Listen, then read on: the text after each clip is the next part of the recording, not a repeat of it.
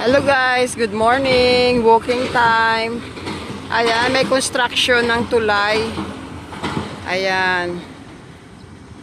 Ano ito, poblasyon Ilawod, construction para tawid dito sa Natividad na tulay. Ayan. Papunta ng Banga Trisi. Banga Trisi yung yung lapos niya. Ayan, lagyan ng tulay para lahat ng mga tao makatawid dito kahit bumabaha, bumabagyo. Ayan, ipambot galing yan, panagat ng isda. Andito na kami, medyo malayo-layo na kami, maganda na dito. Sa kabila, mga yan, mga fish pond, mga bangus. Ayan sa kabila, mga bangusan, bangus.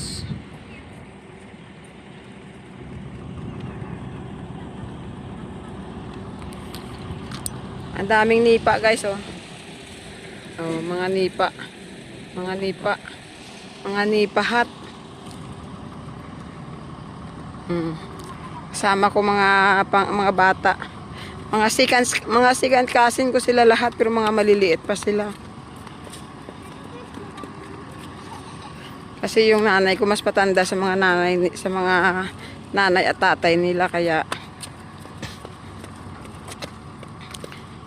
second cousin, mga pamangkin ko pala sa second cousin.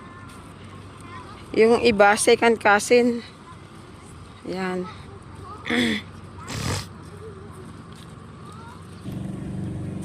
Ay, andito na kami guys. Daming mga puno ng kawayan, bamboo. Ayan.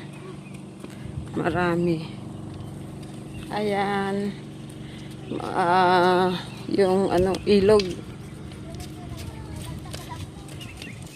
Ayan guys. Nung bata pa ako, nilalakad namin yan papunta dito. Magsisid kami ng mga talasi. Kasi dito walang talaba. Yung talabat kailangan alagaan para maging siya, talaba, maging oyster. So buong araw hinihintay namin yung tubig na bumaba, na mag-low tide, bago sumisid sa mga lugar kung saan maraming talasi.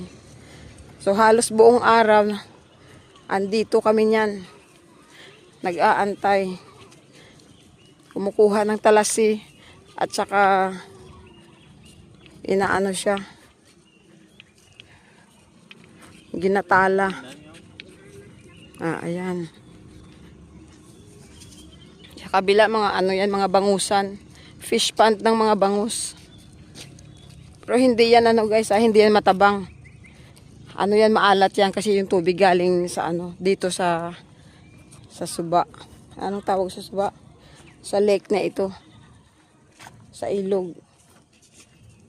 Ayan, malapad dyan yung bangusan, bangus, hipon, tilapia. Yan ang mga dyan, products.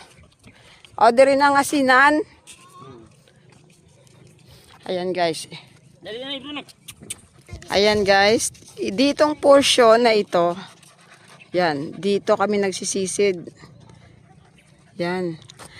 Yang portion na yan, dito, malalim yan dyan. At saka maraming mga talasi. Yan, parang na siya, yung small ng talaba. Yan.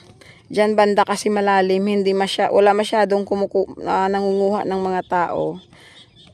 Ayan. So, madiscover namin yan na marami dyan. Antayin namin pag bumaba yung tubig. Yan namin, habulin namin yan na low tide. Minsan, madaling araw, alas 6 ng umaga. Magsisisid na kami yan ng mga kapatid ko. Ayan. Tapos, pag nag-high tide na, na namin yan, itala na namin yan, kuhanin na namin, at saka ipunin. At saka i-repack na yan ng nanay namin, ibenta. Yan. Yan ang hanap buhay dati ni Pasaway. Ayan. Umpisa dito hanggang doon sa dulo, sa punta pa. Diyan kami nangunguha kasi marami yung mga talasin na mga malalaki. Parang, ano na siya, simi-talaba. Yan. Ayan o, siguro nag-ano yan sila o. Yung sa kabila na naglalakad. Nag panguha ng mga ano, mga shells. Yan. Yung ditong banda niyan, ano yan, malapad yung ano, malapad yung pasil. Yung walang tubig. Diyan, maraming mga maliliit na mga talasi. At saka nangunguha kami, tinatala. Yan. Manguha kami muna dyan sa pasil na yan na walang tubig, na maraming talasi. Tapos, pag malaki na yung tubig, akyat na kami sa taas. Kasi may mga bahay kubo kami na ginagawa. Para pag mainit na, may silungan kami. Bago kami magtala ng aming mga mga talasi.